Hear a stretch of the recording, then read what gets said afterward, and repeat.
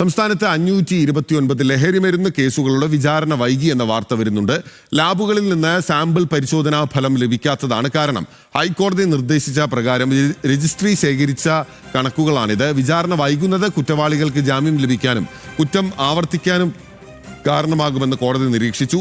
ലാബുകളിൽ ജീവനക്കാരുടെ കുറവുണ്ടെങ്കിൽ പരിഹരിക്കുന്നതിന് സർക്കാരും PSCയും ഉടൻ സംയുക്ത യോഗം വിളിക്കണമെന്നും കോടതി നിർദ്ദേശിച്ചു. വിവരങ്ങളുമായി ഷബ്ന സിയാദ് നമുക്കൊപ്പം ചേരുകയാണ്. ഷബ്ന, എന്താണ് സംഭവിക്കുന്നത്?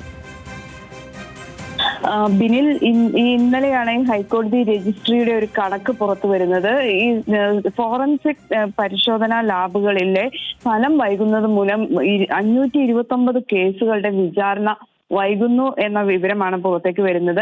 ഈ ലഹരിമരുന്ന് കേസുകളിൽ ഇത്തരത്തിൽ വിചാരണ വൈകുന്നത് പ്രതികൾക്ക് ജാമ്യം ലഭിക്കാനും അതോടൊപ്പം തന്നെ ഈ കുറ്റകൃത്യങ്ങൾ വീണ്ടും ആവർത്തിക്കാനുമുള്ള സാഹചര്യം ഒരുക്കുമെന്ന് ചീഫ് ജസ്റ്റിസ് വിലയിരുത്തുകയും ചെയ്തു.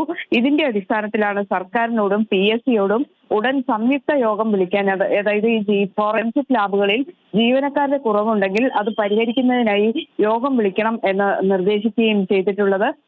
അതോടൊപ്പം തന്നെ ഇനി ഈ കേസ് പരിഗണിക്കുമ്പോൾ അടുത്ത തവണ സർക്കാർ ഈ യോഗം വിളിച്ചതിന്റെ ഡീറ്റെയിൽസ് കോടതിയെ അറിയിക്കാനും കോടതി നിർദ്ദേശിച്ചിട്ടുണ്ട്.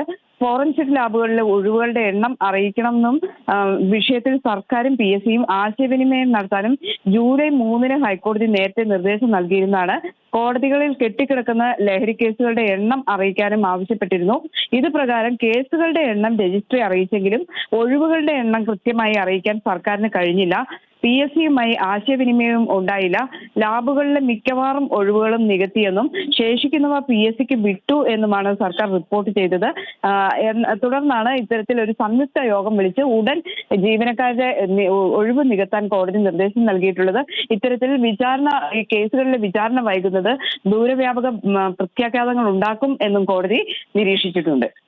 ശരി, ദൂരവ്യാപകമായിട്ടുള്ള പ്രത്യാഘാതങ്ങൾ മുന്നറിയിപ്പ് നൽകുകയാണ് കോടതി. ഷബ്ന സിയാദാണ് വിവരങ്ങൾ നൽകിയത്.